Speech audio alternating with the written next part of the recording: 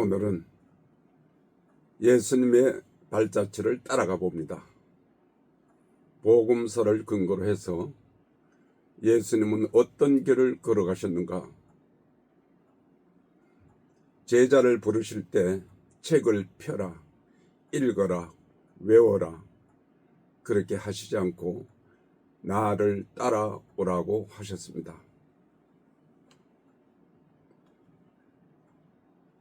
바울은 빌립보서에서 1장의 그리스도의 심장, 2장의 그리스도의 마음, 3장의 그리스도의 지식, 4장의 예수 그리스도의 삶을 가르쳤습니다. 오늘날 많은 사람들은 성경을 많이 알고 있습니다. 공부도 많이 합니다. 그런데 정작 예수의 형상을 따라가는 사람은 그리 많지 않습니다. 저는 7가지로 논해봅니다. 첫째는 성령의 출생입니다. 그분은 하나님의 성품도 가지시고 사람의 성품도 가지셨습니다. 신인, 양성, 동성설, 하나님의 언어와 사람의 언어를 논하십니다.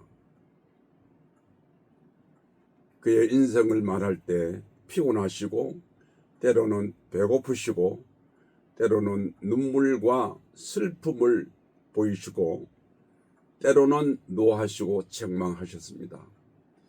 예루살렘 성전에 들어가서 기물을 파손하셨습니다. 그분의 모습입니다. 마태복음 20장 1장 20절 21절에 보면 이를 생각할 때 주의 사자가 현몽하여 가로되 다윗의 자손 요셉아 내 아내 마리아 데려오기를 무서워하지 말라. 그에게 잉태된 자는 성령으로 된 것이라. 아들을 낳으리니 이름을 예수라 하라. 이는 그가 자기 백성을 그들의 죄에서 구원할 자이심이라. 예수님은 자주 인자라는 말씀을 많이 하셨습니다. 즉 사람의 아들이라는 뜻입니다. 사람이라는 뜻입니다. 완전한 사람이라는 뜻입니다. 그런데 이 사람이 사람으로 나타날 때 성령의 임재하심이 계셨습니다. 그래서 성령의 잉태라고 말합니다. 아브라함의 아내 사라에게도 말씀을 심으셨습니다. 엘리사벳, 마리아, 하나님의 사자를 보내서 말씀을 심으셨습니다. 명년 이맘때 창세기 17장 1절 이하에 보면 아브라함이 99세 때에 여호와께서 아브라함에게 나타나서 그에게 이르시되 나는 전능한 하나님이라. 너는 내 앞에 행하여 완전하라. 내가 내 언약을 너와 너 사이에 두어 너를 크게 번성하게 하리라 하시니 아브라함이 엎드렸더니 하나님이 또 그에게 말씀하여 이르시되 보라 내 언약이 너와 함께 있으니 너는 여러 민족의 아버지가 될지라. 이제 후로는 내 이름을 아브라함이라 하지 아니하고 아브라함이라 하리니 이는 내가 너를 여러 민족의 아버지가 되게 함이니라. 내가 너로 심히 번성하게 하리니 내가 내게서 민족들이 나게 하며 왕들이 내게로부터 나오리라. 성령의 임재. 우리가 하나님 앞에 부름 받는 것도 중요하지만 성령의 임재가 있어야 합니다. 예수님은 니고데모에게 말씀하시기를 거듭나지 아니하면 물과 성령으로 거듭나지 아니하면 즉 위로부터 나지 아니하면 하나님의 나라를 볼 수 없다고 했습니다. 창세기 21장 1절 이하에 보면 여호와께서 말씀하신 대로 사라를 돌보셨고 여호와께서 말씀하신 대로 사라에게 행하셨으므로 사라가 임신하고 하나님이 말씀하신 시기가 되어 노년에 아브라함에게 아들을 낳으니 아브라함이 그에게 태어난 아들 곧 사라가 자기에게 낳은 아들을 이름하여 이삭이라고 하였고 말씀이 있습니다. 믿음의 사람들 성령의 임재를 믿고 아들을 낳습니다. 히브리서 11장 1절 이하에 보면 믿음은 바라는 것들의 실상이요 보지 못한 것들의 증거라고 했습니다. 지식을 가지 전에 믿음을 먼저 가지면 그것이 실상으로 우리에게 임재하시는 것입니다. 믿음으로 아브라함은 부르심을 받았을 때 순종하여 장래 유업으로 받을 땅에 나아갈새 갈 바를 알지 못하고 나갔으며 알고 가는 것은 지식이죠. 알지 못하게 나갔으며 또 믿음으로 사라 자신도 나이가 많아 단산하였으나 잉태할 수 있는 힘을 얻었으니 이는 약속하신 이를 미쁘신 줄 알았습니다. 아브라함의 가정에도 그러하듯이 사라의 가정에도 마리아의 가정에도 성령의 지시가 있었습니다. 말씀의 생명을 심었습니다. 그래서 육을 입으시고 땅에 오셨습니다. 우리가 주님을 따를 때 성령의 임재로 인해서 거듭남이 있어야 됩니다. 성령의 역사가 있어야 됩니다. 성령의 인도하심을 따라서 나아가야 합니다. 그것이 예수님의 발자취를 따라가는 것입니다. 누가복음 1장 26절 38절의 내용을 보면 여섯째 달에 천사 가브리엘이 하나님의 보내심을 받아 갈릴리 나사렛이라는 동네에 가서 다윗의 자손 요셉이라 하는 사람과 약혼한 처녀에게 이르니 그 처녀의 이름은 마리아라. 여기에 중요한 말씀이 있습니다. 그에게 들어가 이르되 은혜를 받은 자여 평안할지어다. 주께서 너와 함께 하시도다. 은혜 받은 사람. 부족하고 모자람이 있다고 할지라도 하나님의 은혜를 받으면 하나님의 쓰는 도구가 될 수가 있습니다. 그 뒤에 마리아의 기도를 보면 마리아의 찬송에 보면 비천한 종이라고 고백을 했습니다. 그런데 하나님의 은혜를 받았습니다. 천사가 대답하여 이르되 성령이 너에게 임하시고 지극히 높으신 이의 능력이 너를 덮으시리니 이러므로 나실 바 거룩한 이는 하나님의 아들이라 일컬음이라. 마리아는 나는 사내를 알지 못한다고 했습니다. 그런데 하나님의 천사는 성령이 덮으셨다고 했습니다.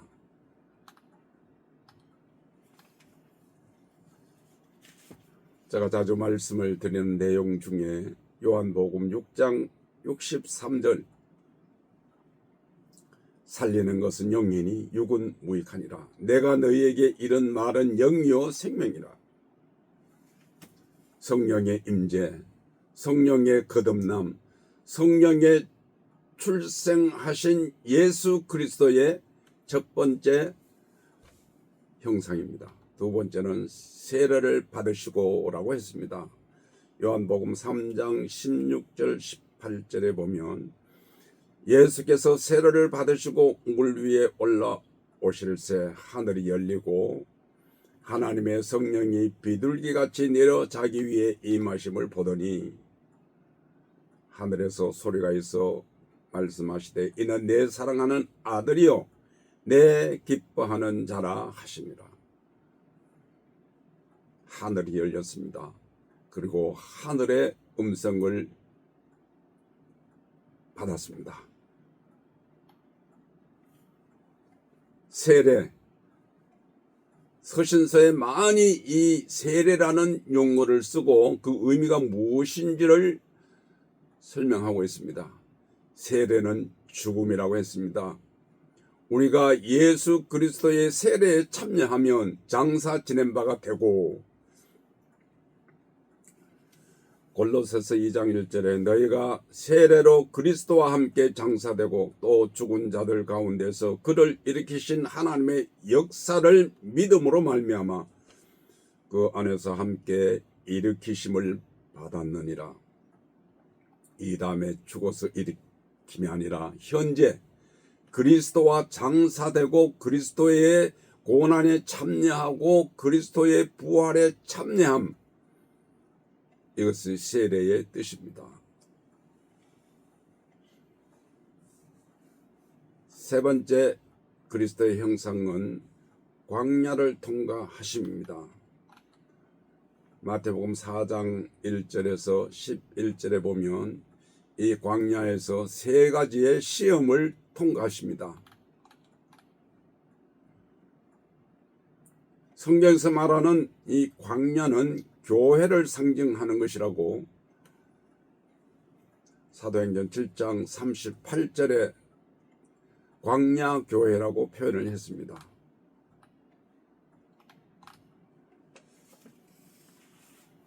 우리는 이 시험 앞에 자주 낙방할 때가 있습니다.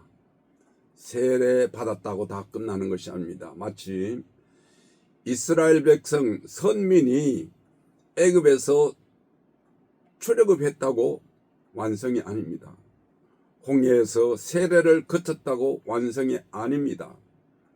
하늘의 만나와 반석의 물을 마셔도 불행하게도 광야에서 다 쓰러졌습니다. 갈렙과 여호수아 외에는. 마가복음 1장 13절에 보면 좀 특이한 말씀이 하나 있습니다.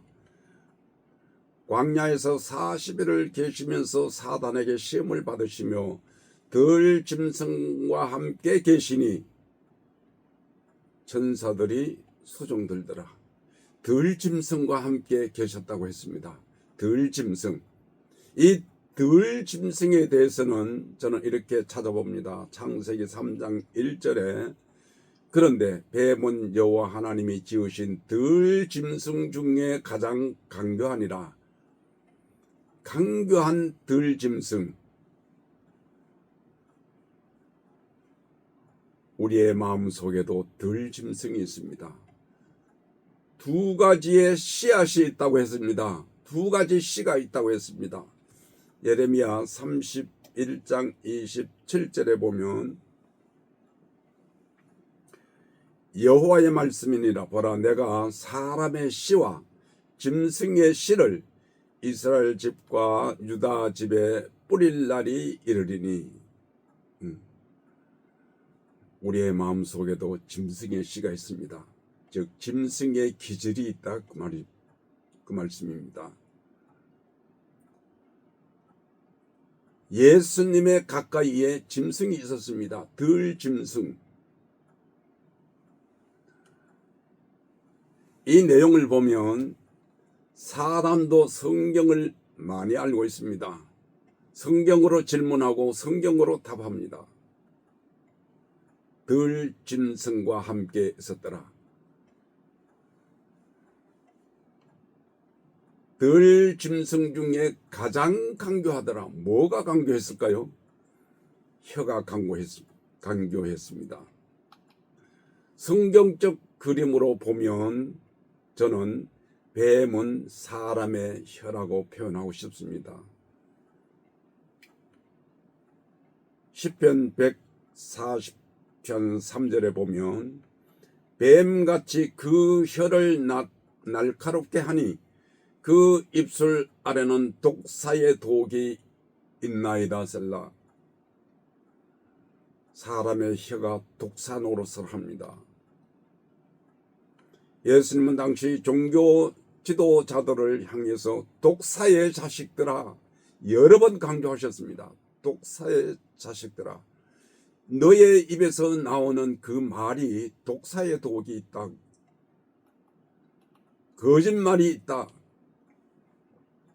로마서 3장 13절과 14절에 보면 그들의 목구멍은 열린 무덤이요 그 혀로는 속임을 일삼으며 그 입술에는 독사의 독이 있고 그 입에는 저주와 악독이 가득하고.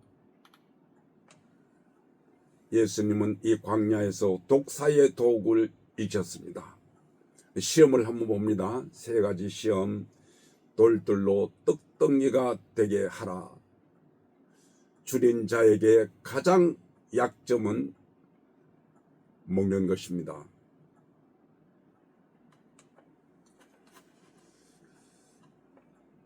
약점을 이용하는 겁니다. 맹수들은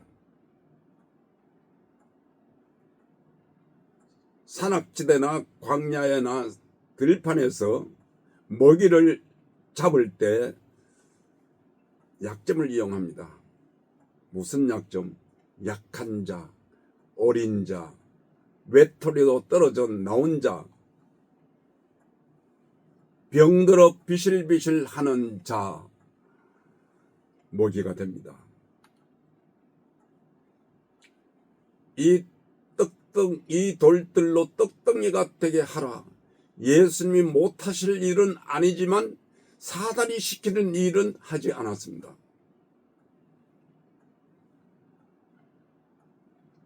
때로는 이적이, 기사가 사람을 교만하게 만들기도 합니다.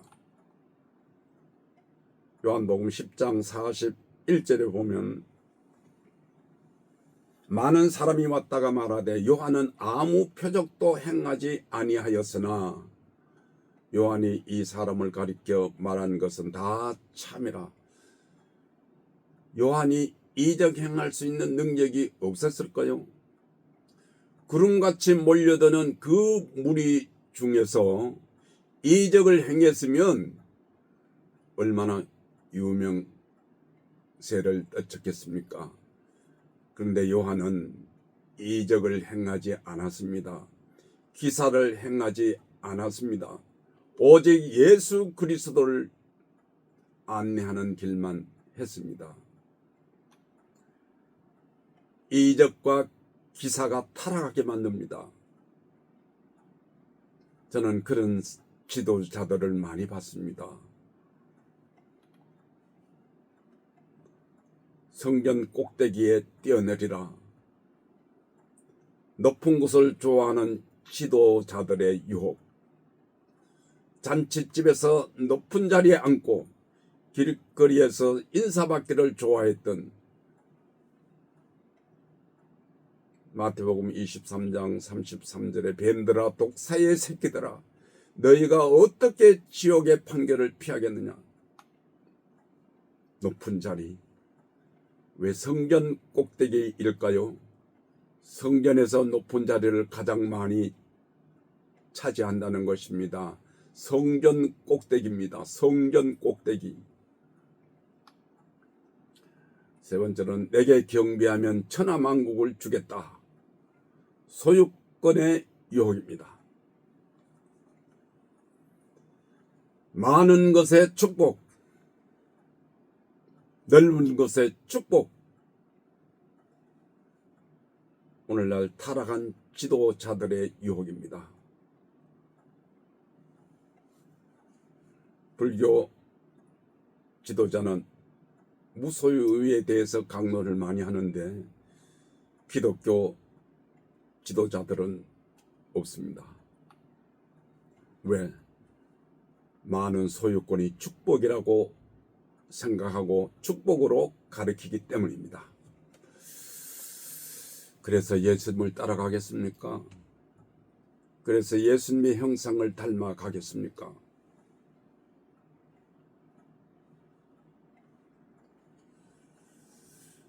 네 번째는 예수님의 형상은 천국 복음 활동입니다.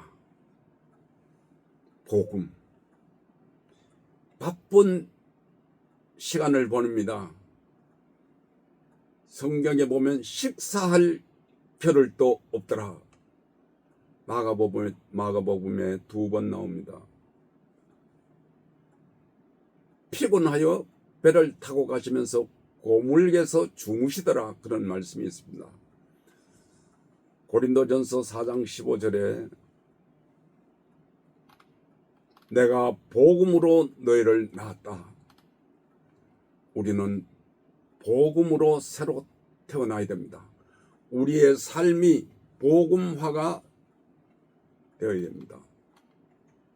마태복음 4장 17절에 이때로부터 예수께서 비로소 전파하여 이르시되 회개하라 천국이 왕국이 가까웠느니라.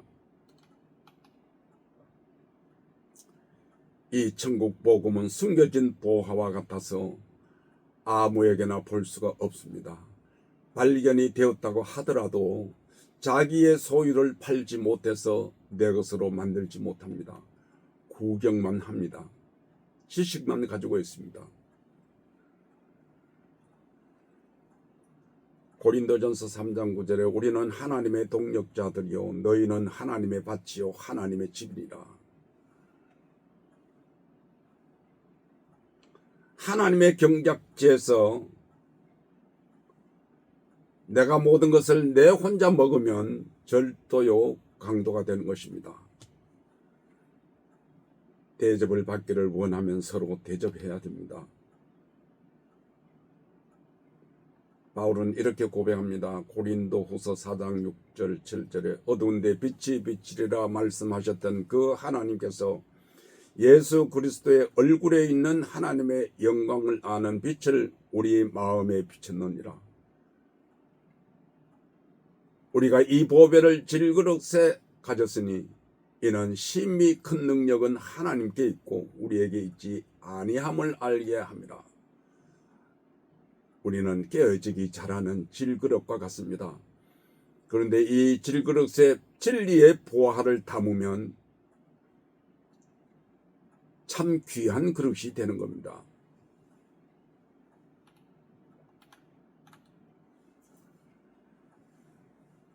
예수 그리스도의 발자취를 따라갑니다. 복음화. 우리 자신부터 내 안에서부터 복음으로 바뀌어져야 됩니다.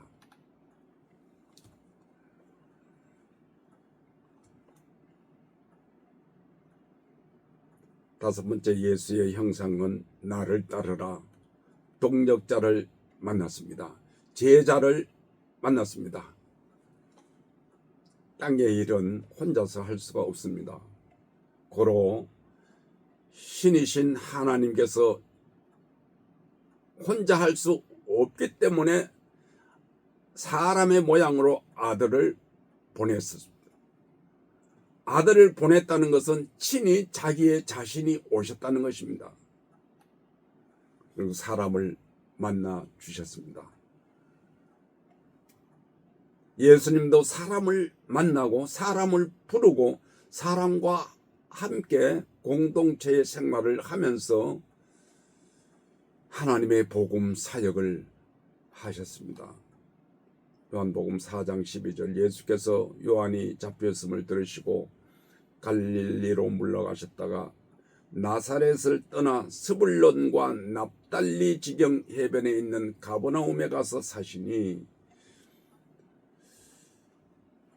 이 스불론 땅과 납달리 땅과 요단강 저편 해변길과 이방의 갈릴리여 흑암에 앉은 백성의 큰 빛을 보았고 사망의 땅과 그늘에 앉은 자들에게 빛이 비쳤도다 하였느니라. 이때로부터 예수께서 비로소 전파하여 이르시되 회개하라 천국이 가까웠느니라. 왕국이 가까웠느니라. 이방의 갈릴리여 흑암의 백성, 그 흑암의 백성들이 모여있는 그곳에 천국 사역을 시작하셨습니다. 흑암이 있는 곳에 생명의 빛을 비추면 흑암이 변해집니다. 먼저 우리의 마음에 빛을 받아야 됩니다. 복음의 사역입니다. 가장 낮은 곳에서 시작하셨습니다. 왜 예루살렘에서 시작하지 않았을까요? 그들은 종교적인 부요한 자가 되어서 성전 꼭대기에 앉아서 영접할 은혜를 받지 못했습니다. 제가 자주 쓰는 단어가 하나 있습니다. 낮은 곳에 서면 세상이 잘 보인다. 예수님도 낮은 곳에서부터 시작하셨습니다. 그리고 실패한 어부들을 향해서 나를 따라오라. 내가 너희를 사람을 낚는 어부가 되게 하리라고 하셨습니다. 여섯 번째는 말씀으로 우리가 거듭나야 됩니다. 말씀의 변화입니다. 말씀의 성숙입니다. 마태복음 28장 18절 이하에 예수님 마지막으로 제자들에게 하신 말씀입니다. 예수께서 나와 말씀하여 이르시되 하늘과 땅의 모든 권세를 내게 주셨으니 그러므로 너희는 가서 모든 민족을 제자로 삼아 아버지와 아들과 성령의 이름으로 세례를 베풀고 내가 너희에게 분부한 모든 것을 가르쳐 지키게 하라. 볼지어다 내가 세상 끝날까지 너희와 함께 있으리라. 세상 끝날까지 너희와 함께 있으리라. 야고보서 1장 18절 이하에 보면 그가 그 피조물 중에 우리를 한 첫 열매가 되게 하시려고 자기의 뜻을 따라 진리의 말씀으로 우리를 낳으셨느니라. 말씀으로 거듭나야 됩니다. 말씀이 보여져야 됩니다. 말씀이 우리의 심령에 움직여야 됩니다. 베드로전서 1장 23절에 너희가 거듭난 것은 썩어질 씨로 된 것이 아니요 썩지 아니할 씨로 된 것이니 살아있고 항상 있는 하나님의 말씀으로 되었느니라.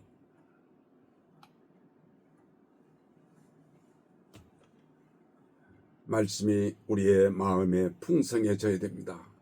말씀을 볼 때 생명으로 움직여져야 됩니다. 그리고 이 말씀이 선포되어야 됩니다. 마지막으로 그리스도의 형상이 이루기까지 골로새서 1장 15절에 그는 보이지 아니하는 하나님의 형상이요 모든 피조물보다 먼저 나신 이시니 제가 자주 쓰는 성경 구절 나의 자녀들아 너희 속에 그리스도의 형상이 이루기까지 다시 너희를 위하여 해산하는 수고를 하노니 갈라디아 4장 19절 요한복음 1장 18절에 본래 하나님을 본 사람이 없으되 아버지 품에 있는 독생하신 하나님이 나타내셨느니라. 그리스도의 형상이 이루어졌습니까? 그리스도의 발자취를 따라갑니까? 그 길은 고난의 길입니다. 그 길은 십자가의 길입니다. 그런데 그 십자가와 부활의 새 아침까지는 3일입니다. 길지 않습니다. 누가복음 19장 10절에 인자가 온 것은 잃어버린 자를 찾아 구원하려 함이니라. 낮은 곳으로 오셔서 하나님 우편에 오르기까지 인생길의 짧은 여정은 섬김과 희생이었습니다.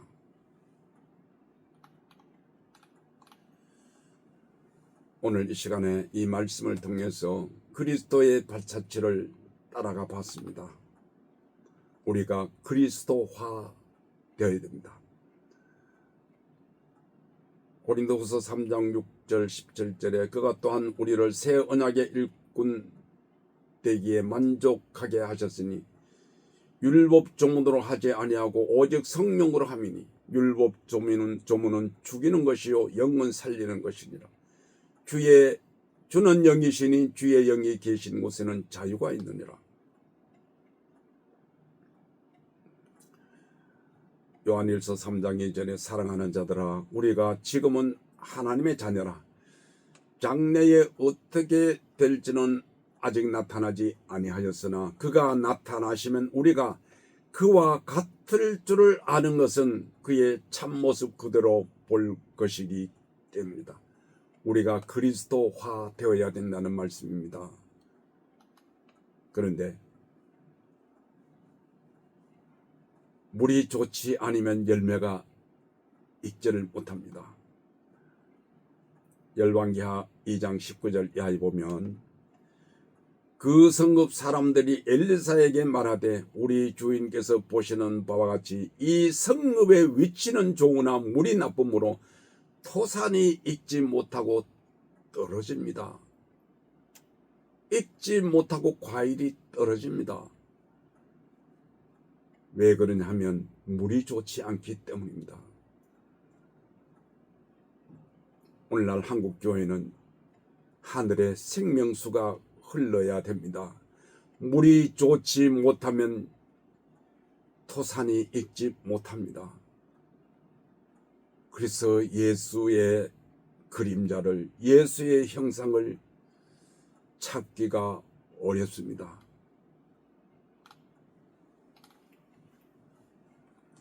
시편 104편 30절에 보면 주의 영을 보내어 그들을 창조하사 지면을 새롭게 하시나이다. 스가랴서 12장 1절에 보면 이스라엘을 갖는 여호와의 경고의 말씀이라. 여호와 곧 하늘을 펴시며 땅에 터를 세우시며 사람 안에 심령을 지으신 이가 이르시되, 하나님은 오늘도 우리의 마음에 새로운 심령을 창조하시기를 원하십니다.